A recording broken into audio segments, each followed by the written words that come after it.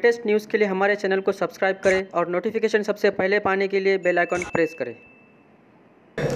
तसे ते त्यांच्याशी चर्चा करून निर्णय घ्या. ते एकदा त्यांनी मान्य केलं तर मग त्या जागा आम्ही मान्य करू. त्यांनीच कोणाची ताकद किती हे लोक ठरवतील. मी काही त्यात भाष्य करणे उचित नाही आहे.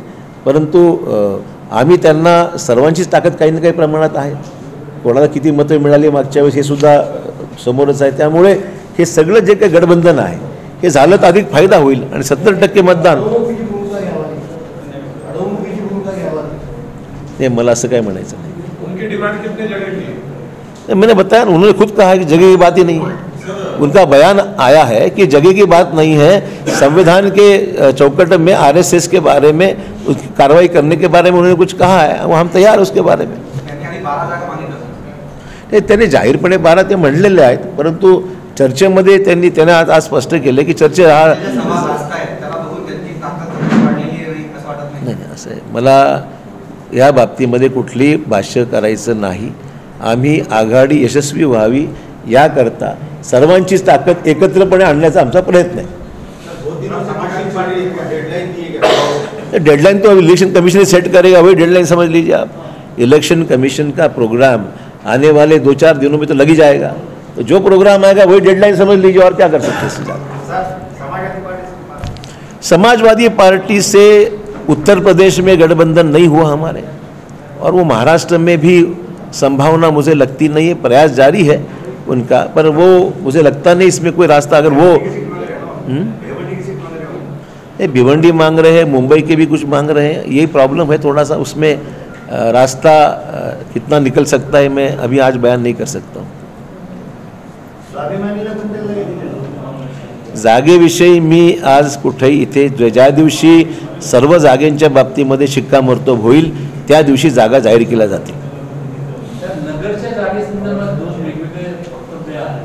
राष्ट्रपतींनी खुलासा केला आहे त्याच्यामध्ये काल, त्यामुळे मी काही बोलायचं राहिलं नाही त्याच्यामध्ये.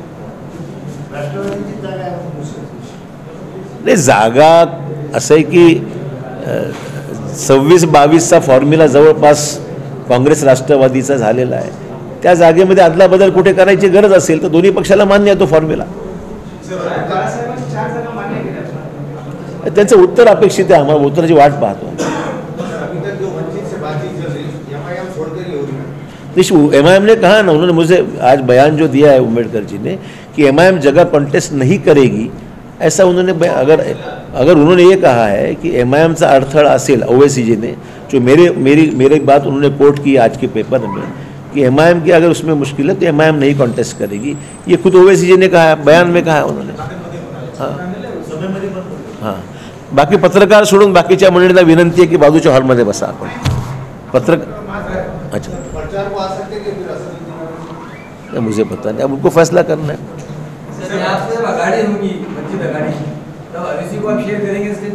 मैं तो कहा OWCG से सवाल ही नहीं उठता है. OWCG के बाद हमारे पहले राइट फ्रॉम डे 1 हमने कहा है कि MIM को हम हमारी आघाड़ी में नहीं शामिल कर सकते. हमने पहले से कहा था. सर उनकी डिमांड थी कि संविधान की चौकट में लाने के लिए तैयार करके दे मसौदा. तो सर आपको तैयार करना क्या है? तैयार का सवाल नहीं है. इश्यूज क्या है बेसिकली फ्रेम करना चाहिए ना. हम कह रहे हैं उनका कुछ अलग, सामने बैठ के चर्चा भी हो सकती है ना. सामने चर्चा करके बयान तैयार करेंगे. तो मैं भी खुल के ही कह रहा हूँ ना. हाँ, हमने सामने, हम और आप अगर सामने बैठते हैं, आपका कहना क्या है, हमारा कहना क्या है, लीगल फ्रेमवर्क में बिठाना है, दोनों एक दूसरे की बात करके भी ड्राफ्ट तैयार किया जा सकता है. कोई मुश्किल नहीं है. पहले बात उससे जगह की बात शुरू हुई थी, फिर बाद में आरएसएस का मुद्दा आया. तो क्या आरएसएस आपको लग रहा है कि उन्होंने गोलबेस चेंज कर रहे बार-बार? मुझे कोई भी उनके बारे में अलग से बयान करना नहीं है. अभी भी उम्मीद है हमारी ये बातचीत सक्सेसफुल होगी. अंतिम फैसला हमारे पक्ष में, दोनों के पक्ष में होगा. ऐसा कोई रास्ता निकालने का हमारा प्रयास है.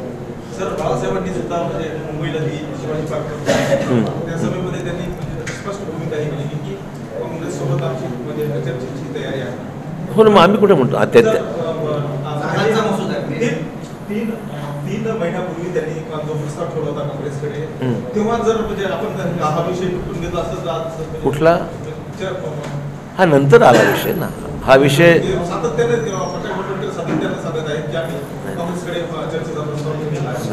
हा विषय नंतर आला. हा विषय सुरुवातीला जागेचा विषय होता आणि नंतर हा या शेवटच्या मीटिंग जी झाली त्यावेळेस हे मुद्दे आले समोर. पण आम्ही त्यालासुद्धा सकारात्मक आमची तयारी आहे ना. RSSच्या विरोधामध्ये काँग्रेस आहे, होती आणि राहील ही आमची भूमिका आहे. त्यामुळे काही त्यात वेगळी भूमिका असायचं कारण नाही. बाळासाहेबांनी 4 जागा मान्य केल्या नाहीत तर आपली काय भूमिका असेल? जर तर उत्तर मी देत नाही आज. आपण बघूया. जास्तीत जास्त किती जागा त्यांना देऊ करणार? आम्ही आमचा प्रस्ताव दिलेला आहे. चर्चेमध्ये काही वेगळा विषय आला चर्चा आम्ही करू, तयार आहोत. आम्ही लेखीच दिलं आम्ही. हाँ,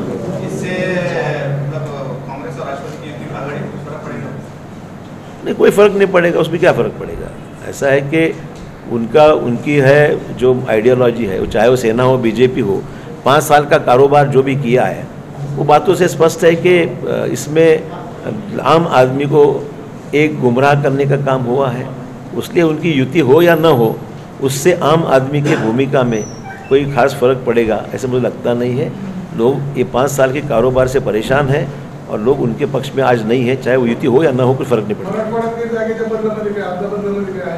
काय म्हणताय? वाट पहा नाही, थोडे 2-4 दिवस वाट पहा.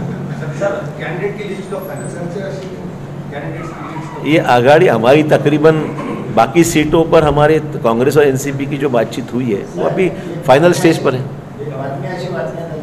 कुठल्या पेपरला? कुठल्या पेपरला? बरं हां ठीक आहे. कुठल्या पेपर अभ्यास अवलंबून ते असणार. कुठल्या पेपरला? हां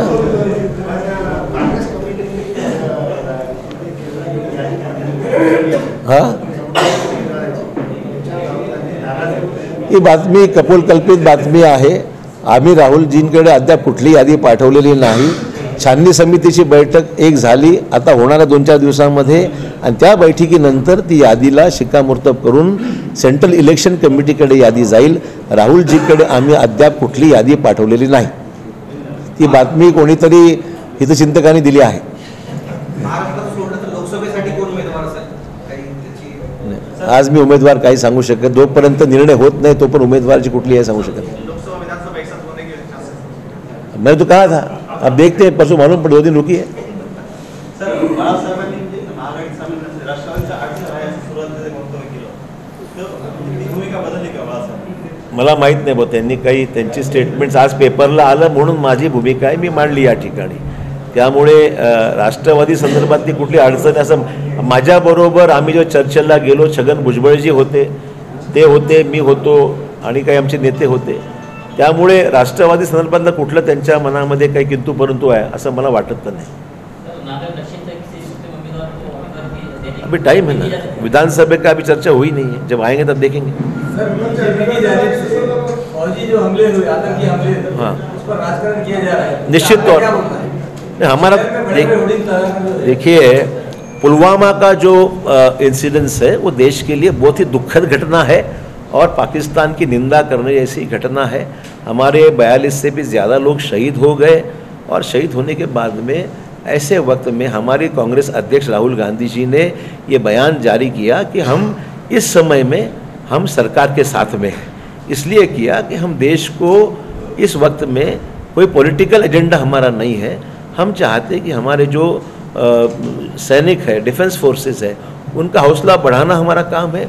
उनके पीछे हमने सॉलिडली खड़ा रहना हमारा काम है और हम उन सरकार के साथ में हैं. इस विषय में पाकिस्तान ने जो हम पर हमला करके जो टेररिस्ट एक्टिविटी को बढ़ावा देने का काम किया है उसके हम खिलाफ है और देश जो भी फैसला होगा उसके साथ हम हैं. पर आज बदकिस्मती ये है कि इस चीज़ का भाजपा की ओर से पॉलिटिकल एडवांटेज उठाया जा रहा है. जब भी आपने देखा आज शहर में भी नांदेड़ में कई जगह होर्डिंग्स लगे हैं, किसी सैनिक का फोटो नहीं है. ऐसे बताया जाता है कि नांदेड़ के जिस व्यक्ति का फोटो है वो कोई बड़ा शूरवीर फाइटर है जिसके वजह से पुलवामा में कुछ सक्सेस हुआ है. ये अफसोस इसी बात का है, अफसोस इसी बात का है कि इस नीति को राजनीतिक फ़ायदा उठाने की जो बात है वो बिल्कुल गलत है और होनी नहीं चाहिए. ये हमारा पहले से हमारी भूमिका है. ये कोई मामला कोई किसी पार्टी से जुड़ा हुआ नहीं है. हमारे डिफेंस फोर्सेस की जो ताकत है, उनकी जो शूरता है, उसका नतीजा है कि इन्होंने जाकर वहाँ पर जो भी किया है उनको क्रेडिट जाता है। ये किसी पॉलिटिकल पार्टी के नेताओं ने अपनी फ़ोटो लगाकर वहाँ पर कुछ पोस्टरबाजी करना, इसको इस चीज़ का हम बिल्कुल गलत है ये बात, उसका निषेध हम करते हैं। बीजेपी के नेता जो है, बीजेपी के नेता जो है ऐसा बता रहे कि वो खुद बॉर्डर पर जाकर काम करते हैं। तो इनको भेजिए बॉर्डर पे, अच्छा रहेगा। उनके बारे में सर, शहीदांच्या पत्नींनी म्हणजे मांडवकर आहेत आपले इथले नाशिकचे, त्याच्यानंतर कालचे अभिनंदन याचे पत्नी जे आहेत त्यांनी हे केलं की व्हिडिओ व्हायरल केलेले आहेत की याचं कोणीही म्हणजे राजकीय भांडवल, बरोबर आहे, तेच म्हणतो ना आम्ही, कुठेही केलंय का?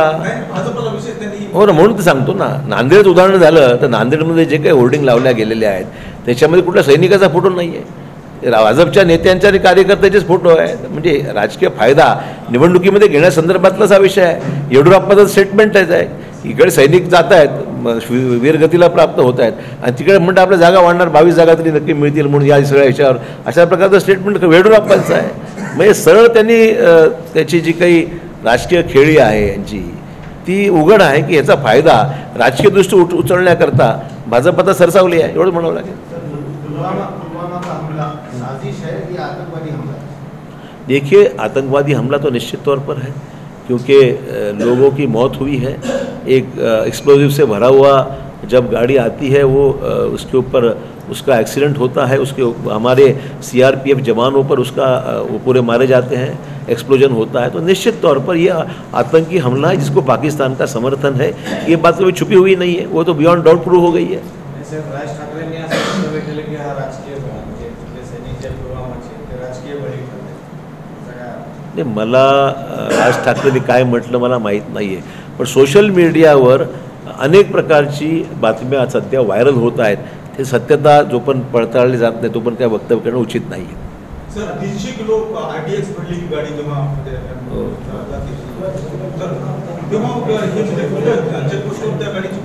मग चिंतेची बाब तर तीच आहे ना. सारी प्रश्न, देशात आणि राज्यात काँग्रेस आणि राष्ट्रवादीनं 70 ते 80% जास्त वेळ घालवलेला आहे आणि बीजेपी आणि त्यांनी 10 ते 20% वेळ घालवला आहे. तर विकासाचा विचार केला तर भाजपचे कार्यकर्ते म्हणतात की विकासाचं जर पारडं जर बघितलं या 10 वर्षात आणि उरलेल्या त्या 80% वेळामध्ये आणि 20% वेळामध्ये, तर निश्चितच भाजपचं जास्त आहे. त्याबद्दल तुम्ही काय? नाही, असं 80 आणि 20%चा विषय नाही आहे. 5 वर्षामध्ये दिलेल्या आश्वासनाची पूर्तता किती झाली? किमान आधारभूत किंमत मिळाली का? अजूनही लोकांना कर्जमाफीचे पैसे मिळाले का? कापसाचा काही व्यवस्थित पैसा चुकारे मिळाले का? एक सुशिक्षित बेरोजगारांना दरवर्षी 2 कोटी लोकांना नोकरी देते, याचं काय झालं? असे आम्ही तर एक 100 गोष्टीच्या दाखवू शकतो ज्या भाजपने आश्वासन देऊन सुद्धा पूर्तता केलेली नाही. त्यामुळे पूर्तता न करता घोषणाबाजी करणं, आपलं सरकारने कामगिरी दमदार, तर ते फक्त म्हणावं लागेल यांचं सरकार फक्त घोषणा दमदार एवढाच कार्यक्रम, बाकी काही झालेलं नाही. लेटेस्ट न्यूज़ के लिए हमारे चैनल को सब्सक्राइब करें और नोटिफिकेशन सबसे पहले पाने के लिए बेल आइकन प्रेस करें.